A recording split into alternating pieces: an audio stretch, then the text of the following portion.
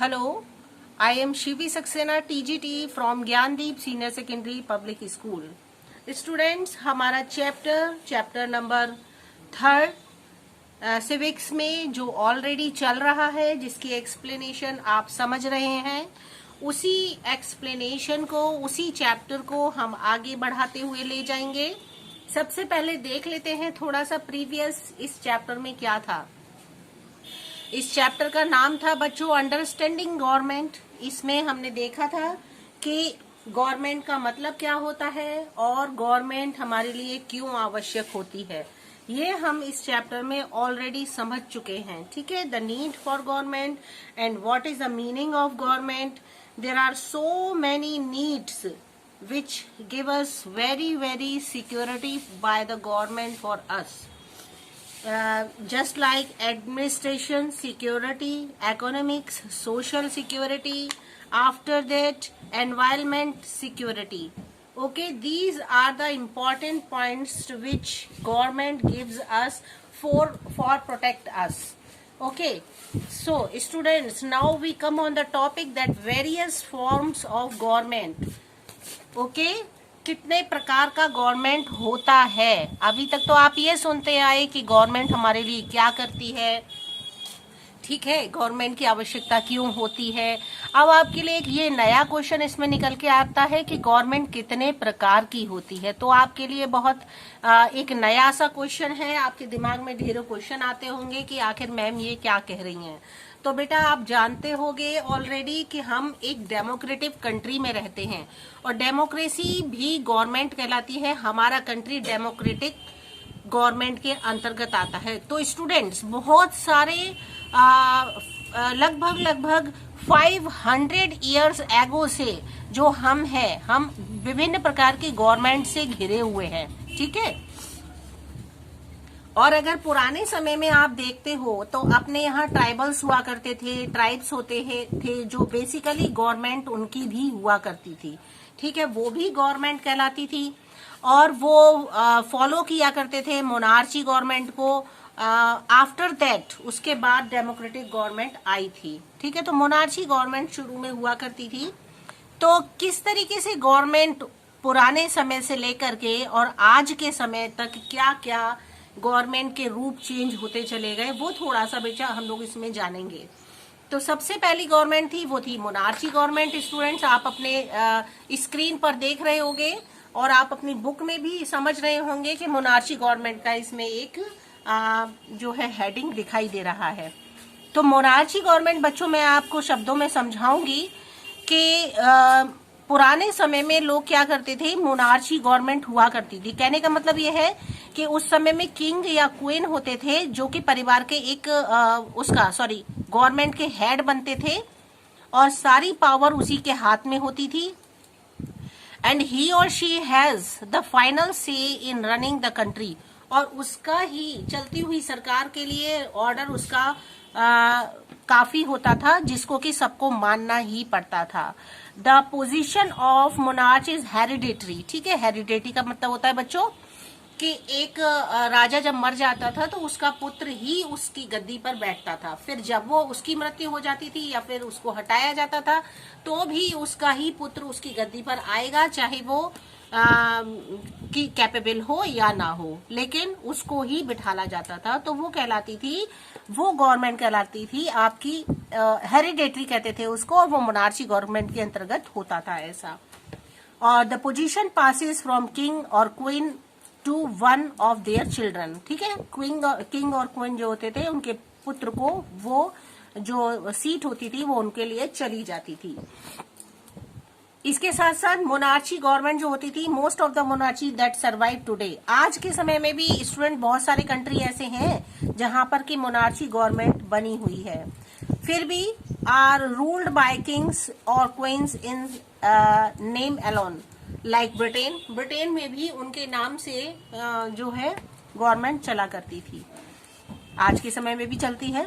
Monarch no longer has much power. आज के monarch जो है वो काफी लंबे समय तक रहती है। हैज मच पावर, उसकी पावर जो होती है वो भी बनी रहती है। Actual power lies in the hands of an elected parliament. और जो एक्चुअल पावर होती है वो जो इलेक्टेड पार्लियामेंट का पर्सन होता है उसके हाथों में चली जाती है। इस तरह से चेंजेस तो बहुत सारे आए, लेकिन पहले के समय में लोगों को कोई भी अधिकार नहीं होता था कि जो भी गवर्नमेंट है उसका उनको कहना मानना पड़ता था। वो मोनार्ची गवर्नमेंट के अंतर्गत आता था बच्चों। इसके बाद है आपका डिक्टेटरशिप गवर्नमेंट। जैसा कि आपको नाम से सुनने में लग रहा होगा बहुत अजीब सा, है ना। तो डिक्टेटरशिप जो गवर्नमेंट हुआ करती थी वो या तो एक इंसान होता था, एक पर्सन की होती थी, या फिर एक ग्रुप होता था कई सारे लोगों का।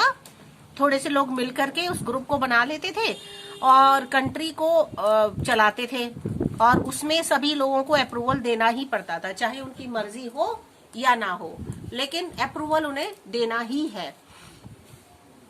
कॉमन पीपल हैव नो से इन सच ए गवर्नमेंट। जो कॉमन पीपल होते थे, मतलब पब्लिक जो होती थी, उनको कोई भी राइट नहीं था कि अपनी गवर्नमेंट के बीच में बोल सके, और किसी भी तरीके के नो एक्शंस आर हेल्ड। किसी भी तरीके के जो एक्शन इलेक्शन जो होते थे वो भी नहीं हुआ करते थे, जो कि आज के समय में इलेक्शन के थ्रू हम अपनी सरकार को बनाते हैं, लेकिन पहले ऐसा नहीं था। All power lies with the ruling group और the dictator.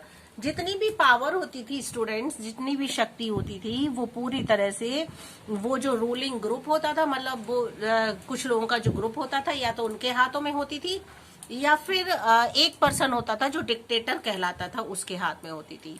Who can rule as long as they are able. वो तब तक राज्य करता था जब तक वो कर सकता था, उसके हाथ में पावर होती थी, तब तक वो दूसरों के ऊपर राज्य करता था। ठीक है।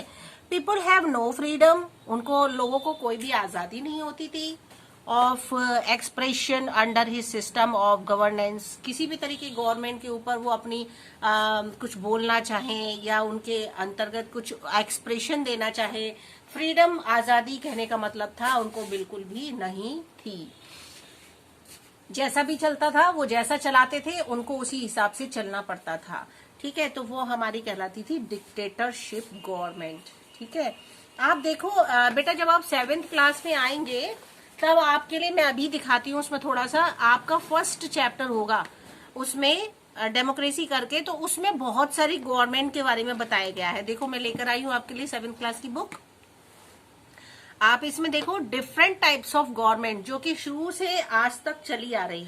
तो बच्चों, जो मैं 7th क्लास की बुक लेकर के आई हूँ सोशल स्टडी की, वो इसलिए लेकर आई हूँ कि आपको समझा सकूं कि गवर्नमेंट कितने प्रकार की हुआ करती है। प्राचीन समय से लेकर के, पुराने समय से लेकर के आज तक कितने सारे गवर्नमेंट में चेंजेस आते चले गए। तो बेटा, इस पे कई सारे गवर्नमेंट बताए गए हैं। पहला है मोनार्ची गवर्नमेंट, जो अभी हम पढ़ रहे थे आपके साथ में।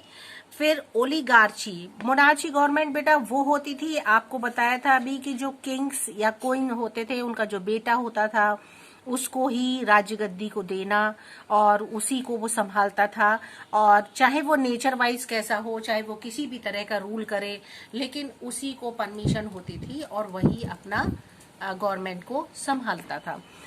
आज के समय में बेटा इसके जो आप एग्जाम्पल देख सकते हो, तो वो आपका सऊदी अरेबिया और यमन है।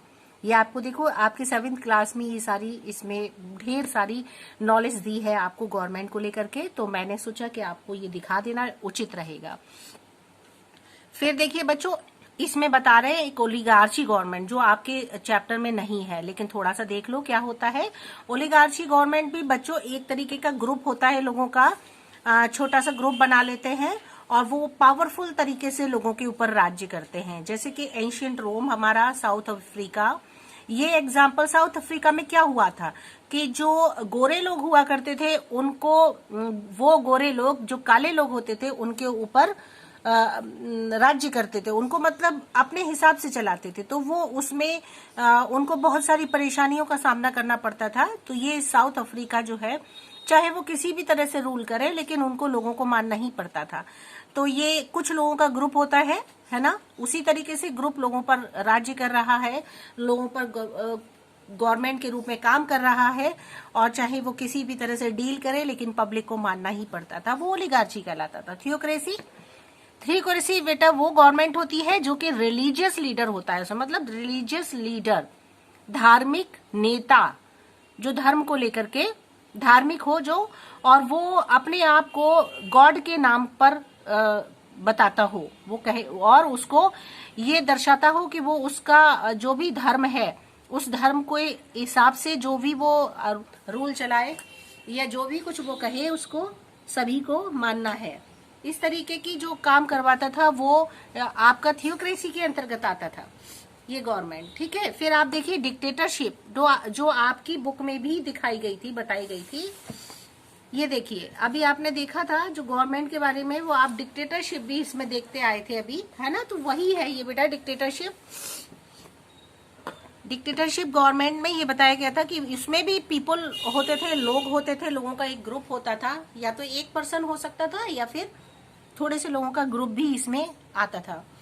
वो क्या करता था, वो अपनी पावरफुल तरीके से फोर्सली वो अपनी बात को मनवाता था लोगों से, ठीक है, जिसमें कि वो उसको डिक्टेटरशिप कहा जाता था। फॉर एग्जाम्पल जर्मनी का एक पर्सन था जिसको हिटलर कहते थे, आपने नाम सुना होगा बच्चों। वो हिटलर बहुत ही ज्यादा अत्याचार करता था लोगों के ऊपर और अपनी उसकी बात ही लोगों को माननी पड़ती थी। हिटलर के नाम से लोग कांपते थे उस समय में। तो ये जो थी ये डिक्टेटरशिप गवर्नमेंट कहलाती थी इसमें।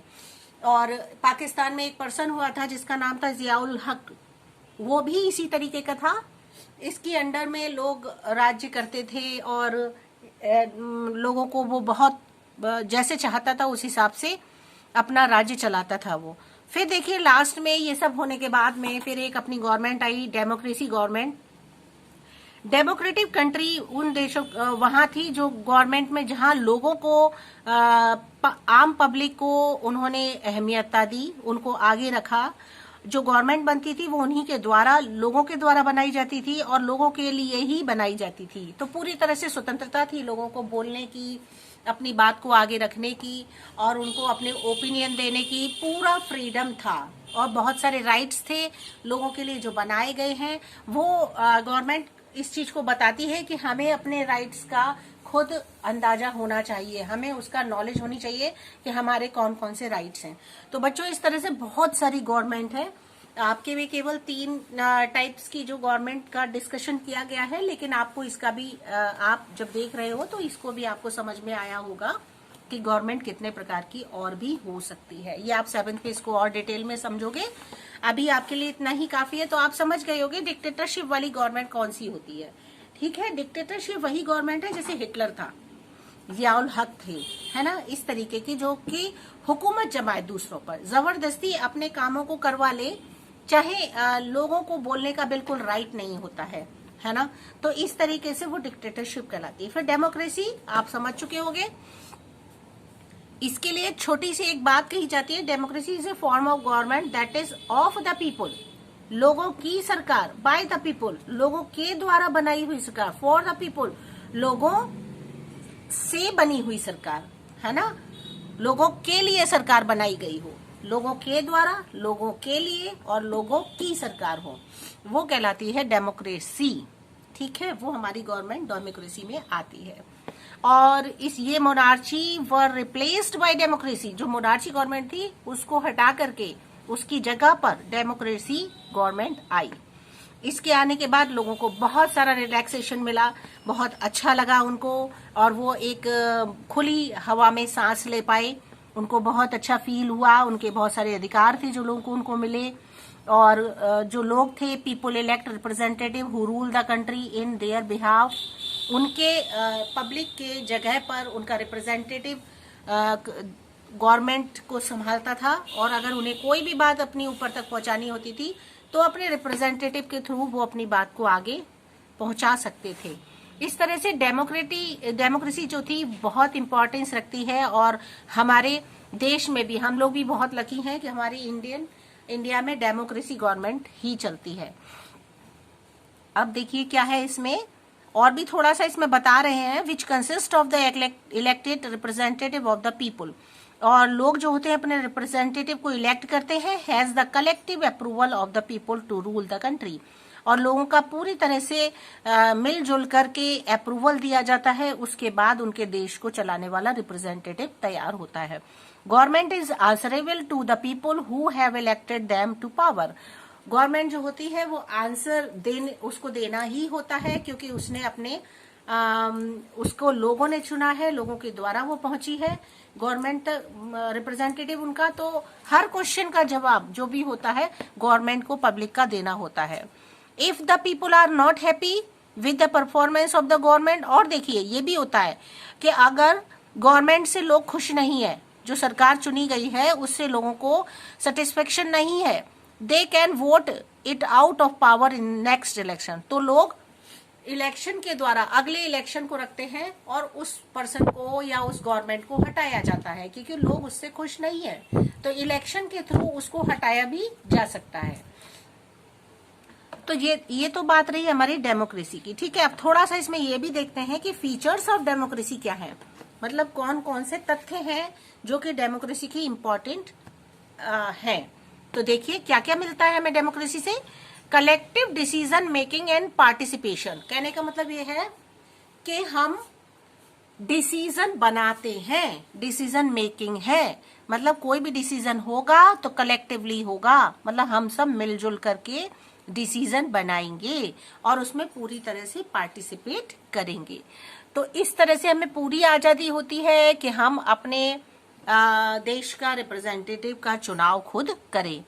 तो ये इस तरह से इसमें दिखाया गया है। Any decision the government takes importance, कोई भी डिसीजन होता है गवर्नमेंट का उसकी इम्पोर्टेंस अलग ही होती है।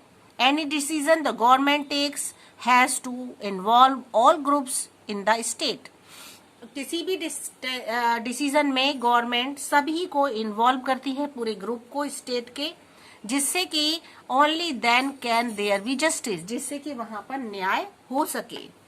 ठीक है, all the members of the country should therefore participate, इसीलिए जो भी लोगों कंट्री के मेंबर्स होते हैं उसमें पार्टिसिपेट करते हैं।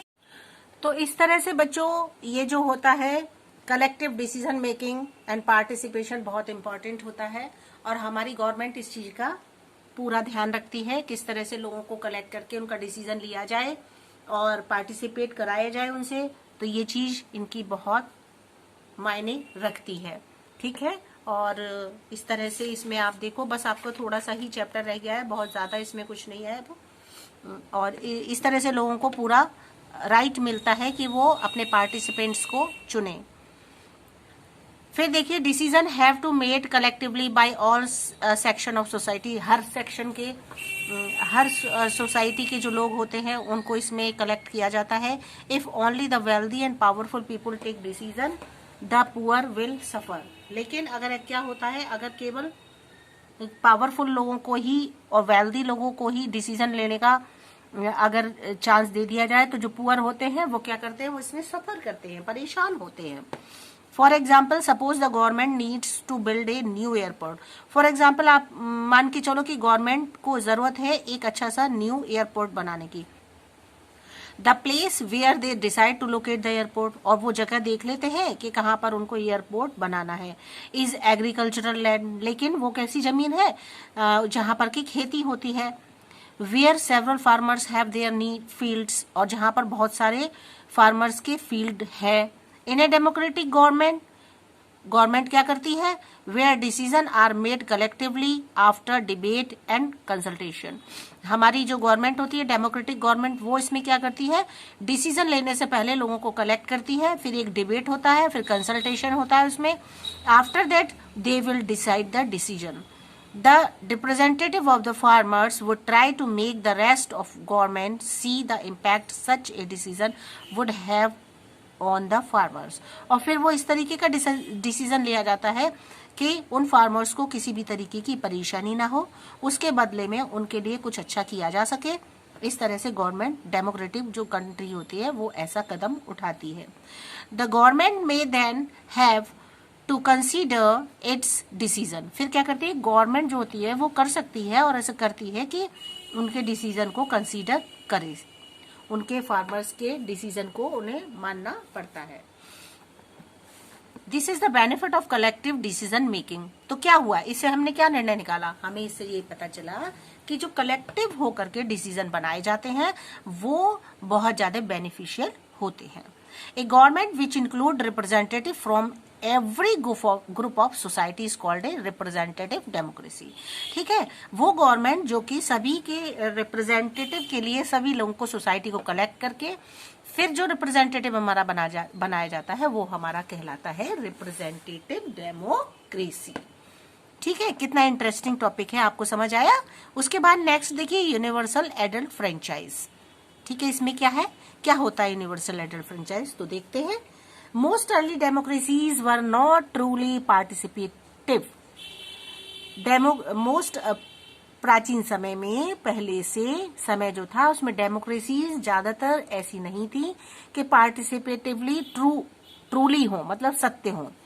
Usually the nobles and the wealthy people of the country were the only ones who were allowed to vote. क्या होता था कि जो ताकतवर लोग होते थे और जो नोबेल्स हुआ करते थे उन्हीं को ये अलाउ था कि वो वोट में पार्टिसिपेट करें। समय गुजरने के साथ फिर क्या हुआ, आम पब्लिक जो थी उसने भी डिमांड रखी अपनी कि हमें भी वोट देने का राइट मिलना चाहिए। बहुत समय के संघर्षों के बाद क्या हुआ फिर, first all man and then women were allowed to vote. सभी लोगों को, सभी आदमियों को, सभी औरतों को परमिशन मिल गई कि उनको वोट देने के लिए परमिशन वो ले चुके थे। When all adult citizens of a country have the right to vote, जहाँ की सभी adults means वयस्क जो 18 ईयर से above होते हैं, उन सबको ये राइट मिल गया कि वो वोट देने के लिए तैयार हैं। It is known and universal adult franchise, मतलब 18 ईयर्स के बाद वयस्क कहलाते हैं, मतलब हम मेच्योर्ड कहलाते हैं, बड़े कहलाते हैं। ठीक है, तो 18 ईयर्स के बाद में परमिशन उनको मिल गई कि वो वोट दे सकते हैं। और ऐसा होने के बाद सारे मैन एंड वीमेन जो भी थे, एडल्ट्स थे, सभी को वोट की परमिशन मिलने के बाद यूनिवर्सल एडल्ट फ्रेंचाइज के नाम से इसको जाना गया। In India every person over the age of 18 has the right to vote. अपने इंडिया में जो भी 18 ईयर्स के एज का से आगे होता है, वो चाहे किसी भी कास्ट का हो, किसी भी कलर का हो, किसी भी धर्म का हो, किसी भी राज्य का हो, उसको परमिशन होती है कि वो आसानी से वोट दे सकता है। ठीक है, तो इस तरह से आपकी इस चैप्टर में बहुत सारी चीजें थी जो आपने इसमें देखा, आपने समझा, काफी इंटरेस्टिंग था। और इस तरह से ये आपका चैप्टर खत्म हो चुका है, यहाँ कंप्लीट हो चुका है। कुछ देखो इसमें और थोड़ा सा है, मैं आपके साथ डिस्कस करना चाहूंगी। थोड़ा सा समय लगेगा बच्चों, लेकिन कोई बात नहीं। देखिए सफरेजेट मूवमेंट, ये क्या होता है, ये बहुत इंपॉर्टेंट है, केस स्टडी में दिया हुआ है। ये देखो क्या था, पहले के समय में औरतों को बेटा राइट नहीं था कि वो अपने किसी भी डिसीजन में वो पार्टिसिपेट करें। लोगों का क्या कहना था कि जहां पर औरतें जो घर का काम करती हैं और घर को संभालती हैं, वो किस तरह से पार्लियामेंट संभाल सकती हैं, वो तो केवल घर का ही काम कर सकती हैं। लेकिन ऐसा नहीं था। फिर बहुत समय के बाद ये आर्गुमेंट इस तरह से चलता रहा, लेकिन और जो पुराने समय से जो प्रथाएं होती हैं उन्हीं को आगे बढ़ाते ले जाते हैं। वही क्या कहलाता है, आप पढ़ चुके हो प्रीवियस चैप्टर में, वो कहलाता है स्टीरियोटाइप। तो इस तरह से उन्होंने स्टीरियोटाइप को आगे बढ़ाया, लेकिन बहुत सारे संघर्षों के बाद, बहुत सारे स्ट्रगल के बाद लोगों ने अपना राइट मांगा और उस राइट को आगे रख दिया गया। और स्टार्ट हुआ ये 1848 में यूएसए में सबसे पहले, जहां की औरतों को राइट दिया गया कि वो भी क्या कर सकती हैं, वोट दे सकती हैं। ठीक है, तो इस तरह ये संघर्ष चलते रहे। इसी को कहा जाता है बच्चों, जो आपका इसमें अभी आप पढ़ रहे थे, वो कहलाता है सफ्रेगेट मूवमेंट। ठीक है, तो ये आपका इसके स्टडी में एक दिया हुआ है। इसके बाद देखो एक है एंटी अपार्थाइड मूवमेंट। वो क्या था, वो ये था, इसमें ये बताया गया था कि जो व्हाइट लोग होते हैं वो ब्लैक लोगों को परेशान करते हैं, उनको आगे नहीं आने देते हैं, उनको नीचा समझते हैं। जैसे कि आपके साउथ अफ्रीका के में गोरे लोग आकर के राज्य करते हैं और उन्होंने अपना एक डिस्क्रिमिनेशन बना लिया, मतलब discrimination against white of and the south African blackish लोग। उन्होंने ऐसा किया कि उनको अलग कर दिया, उनकी सोसाइटी अलग कर दी, और उनका जो कॉलेजेस स्कूल्स थे उनके वो अलग कर दिए, और जो गोरे लोग हुआ करते थे उनको अलग कर दिया। ये सब देख, जबकि वो कंट्री किसका था, साउथ अफ्रीकन का था, वो अपने ही देश में अलग हो गए, है ना। फिर इस तरीके से एक बहुत इंपॉर्टेंट पर्सन आए जिनको जानना हमें बहुत जरूरी होता है वो है नेल्सन मंडेला। नाम सबने सुना है। इन्होंने इसके लिए बहुत सारे आंदोलन किए और अपनी बात को आगे रखा कि ये गलत है, ऐसा नहीं होना चाहिए। तो इसमें वो बाद में जाकर के जीते और फिर इसको धीरे धीरे खत्म किया गया। तो इसमें यही बताया है बच्चों आपके लिए। आपका ये चैप्टर कंप्लीट हो चुका है। बहुत ही नॉलेजेबल चैप्टर था, बहुत सारी हमें इससे नॉलेज मिली बच्चों, है ना।